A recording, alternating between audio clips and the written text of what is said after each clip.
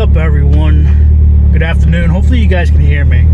I'm in my car right now. It's chilly here in Myrtle Beach, South Carolina. All last week was my first full week here. It was up in the upper 60s and 70s. Now it's like 45 out today. But I'm still wearing my shorts. This will probably be my last update about the car.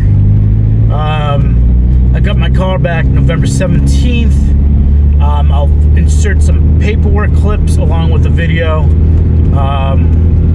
But I got it back November 17th, brought it home. That same night, of course, the check engine light, or check engine service light, engine light soon, whatever, came back on. First night back, so I had to drop it off at the dealership the next day. Wait for them to putz around with it, and come to find out that it was the O2 sensor that needed to be replaced. So that took almost 2 weeks for parts to come up with the O2 sensor. This dealership, they suck. They really do. If you want updates on your car, you gotta call yourself. They'll tell you, yeah, any updates, we'll give you a buzz, this and that. They never do. Either they forget or they just don't want to bother you and stuff like that. Excuse the squeaking noise too. I got a little squeaking panel in here. But other than that, I had a call, and come to find out that the O2 sensor they don't make for my car anymore. I guess I didn't know there was an official OEM sensor for my Mitsubishi EVO 2011 GSR. And they said, would you be fine with an aftermarket? I said, yeah. I mean, they do the same thing, right? So that took a good number of weeks to get in. So I finally get it in. They install it. I bring it home. And then I think I like to say that a day or two after I got the O2 sensor installed, the service engine soon light popped on once again. So I gotta drive an hour and change to the dealership, and I want to be like a loyalty customer to Mitsubishi. I'm keeping paperwork in a binder about what's going on, the transactions and stuff like that. I really don't want to go anywhere else, but after this whole debacle with the motor and the O2 sensor, I'm going to be taking my car to my buddy, either Josh or Eric, to do oil changes and stuff like that. The only thing I don't think they're able to do is fluid flushes or differentials or whatever, because I think you need like a special computer or something like that. My buddy Eric told me, and I think he said he can't do it, unfortunately. So I have no choice but to go back to this dealership. But other than that, for anything else, I'm going to my buddies for work, for installs, for oil changes and stuff like that. I'm not going to go back to this place that's taking me an hour to get to. They were taking parts off from the old motor to put onto the new one, of course, as most of you guys know. There's a few clamps that are missing off, like tiny hoses inside the engine bay, which I could probably source out and pick them up myself at like a parts store, or even at the service counter or something like that for a few bucks, I'm assuming. Other than that, it's just like, what was I saying? Yeah, I had to go back. They had to check the O2 sensor and stuff like that. They had to run diagnostic and stuff like that to see what was going on. And apparently they got the code cleared. The service engine soon light went away. And as soon as I was going to step in the car, turn the car on, and take off, a freaking service engine soon light popped on again. So I was waiting, I think, a Thursday all day at the dealership so they could putz around and figure out what's going on and stuff like that. And come to find out, it was throwing a different code. This code was a MAF sensor code. So the guy service tech cleaned the MAF, which was awesome. I figured it was dirty because the car's been sitting for like 4 months with no motor. So they cleaned it. I drove it home that same day, of course. And then the next day, coming to work, or I should say going to work, service engine soon, light popped on again.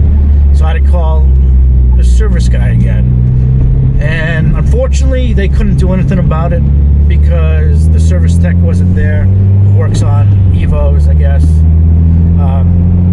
There's been a whole rigmarole of why the guy wasn't there earlier when the motor was in, stuff like that, because he had a family emergency. They had to send him down to Jersey for training for whatever. It really sucked. So I took my car to Myrtle Beach. I had my friend do the oil change after I got my car back to take out all if there was any shavings and stuff like that. I wanted for all new fresh oil. So I drove down to Myrtle Beach, and come to find out that the service engine soon light is on because I don't have a cat. I have a test pipe or mid pipe or whatever you want to call it, and doesn't have a cat. That's why it's throwing that code. So I'm searching around down here. I can't find a catalytic pipe, unfortunately, for my car. So I've been tooling around down here with the service engine soon light on, which I don't know if it's a good thing or a bad thing. You know, I don't know if it's hurting the car. All I know is my gas mileage is crap. So that's pretty much it. I found out that my engine did not cost 10 grand like they told me it was going to. I actually have the figures they gave me. They were nice enough to bring me out the figures of how much everything cost after all said and done. Maybe after all said and done it came out to 10 grand, but before they even ordered the engine, they said, oh yeah, it's gonna be 10 grand, this and that. So I'll leave the paperwork in the video so you can see, along with a video of me going over the engine bay myself. Well, I got my car back yesterday and check engine light came on. Car's running lean for some reason. I don't know why, so I'm going back today. Hopefully they can fix it and find out what to do. These little plastic bolts are gone. That's just hanging on. This right here, there's no clamp for some reason. I mean, it could blow off any time. There's a few things. That clamp is way too low. Well, actually, I think it's right there. There's a few other things that they didn't clamp on, stuff like that. I think they were just a rush job because it's been sitting at the garage for 4 months and stuff like that, and they wanted me to get out of their hair. But other than that, it drives fine for a $6,000 and change motor, brand new. I'm not going to complain, but still, they still haven't rectified the problem yet. So I can go back down there and see what can happen. See what happens. I never had a lean fuel thing before with the old motor, so I don't know what's going on. I couldn't tell you. It could be an air leak hose. It could be the MAF needs to be cleaned. Got to keep in mind that it's been sitting too, so you got to keep that in mind as well. Other things the guy pointed out in my old motor. There's a sensor. Let's see. Actually, you can't see it, but there's a sensor that goes in the block, which is the oil sensor. That was unplugged on my old block, so he never plugged it in on this one because the old one wasn't plugged in. He thought he shouldn't have plugged it in on this new one.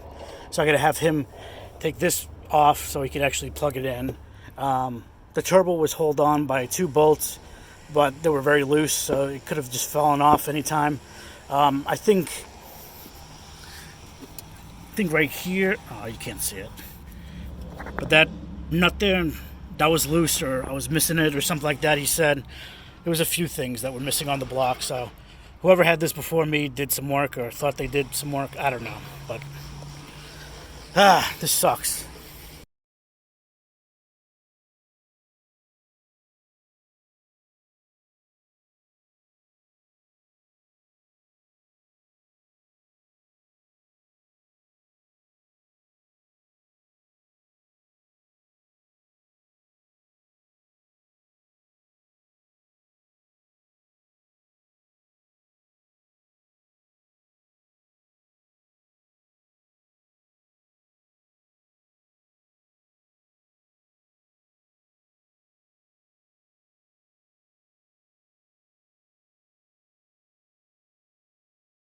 Showing a friend that they missed those things that they didn't bother fixing, like adding a small clamp to a small hose, which could blow off anytime now, I guess. I don't know. It just, not very happy with the dealership. I'm definitely not going to go back to this said dealership. I'm not going to state what dealership it is. I'll be blanking out names and numbers and email address for the paperwork. But other than that, the car runs fine. I have yet to full send it because I'm so afraid to blow the motor again, which wasn't my fault to begin with, but I just don't want to go through the hassle of waiting to get another motor. Plus, I don't have the money to get myself a motor anyway. I finally got some information. I got 12 months for a warranty on this new motor. It was actually like pulling teeth to try to get information out of the dealership for paperwork, for records, for myself, just in case I want to sell the car, either privately or I don't know if the dealership, if I sold this car to a dealership that they'll even accept my binder with all the records and stuff like that. Maybe they'll just toss it. But for the record, for my safekeeping, I want all records of parts, a list of parts they used, prices, and it was just a pain in the balls to get them to cough up stuff. Because there was PO numbers, there was credit card numbers. I don't understand why they never thought of like, yeah, we can do that. We can make a copy. I just have to blacken out the email address or phone numbers or credit card numbers or PO numbers before we make a copy for you. They never thought about doing something like that. But luckily enough, I got some information. Like I said, I'll leave it down in the video. Other than that, the car runs good. I do need a tune. I'm tired of seeing the service engine soon light. So once I get back to Connecticut, I'll save some money up, and hopefully I'll hit up RRT Motorsports up in Canton, Connecticut. The guy does all EVOs. I'm sure he does Subarus and other forms of cars too, but I hear he's the go-to guy to do Subarus, yeah, do EVOs. So I'll do that. I just want a simple tune. My main goal for this car is actually just to get, I think, maybe 600 horsepower, 6 to 7, and call it a day. That's it. I mean, ideally, this car. Oh, another thing is that the dealership that I've been going, that I dropped this car off to, they have no rental cars whatsoever. And I've been told by my friends, you should ask for a rental.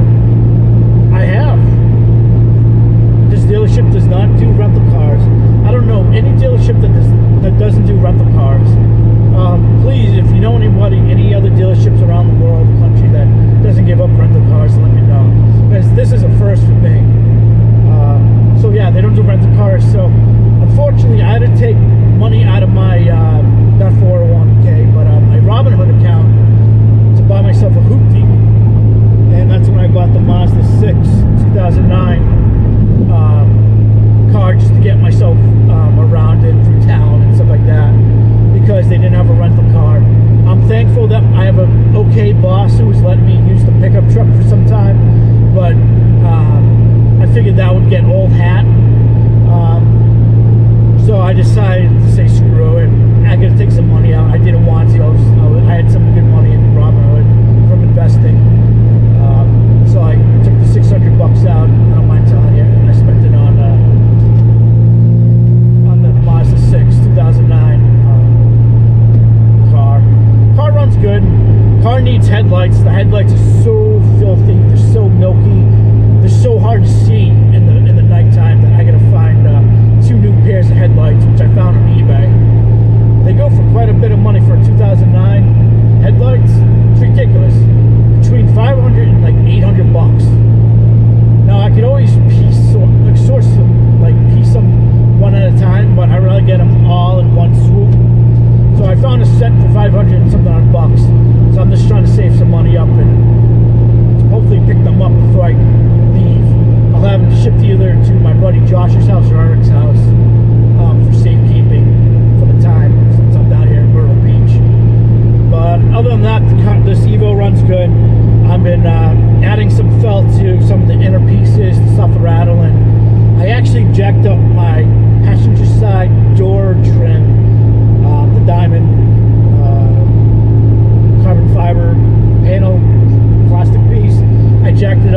I saw in a YouTube video that you can take it apart with a flathead, which I did, and I jacked up the piece. I'll throw a picture in so you can see.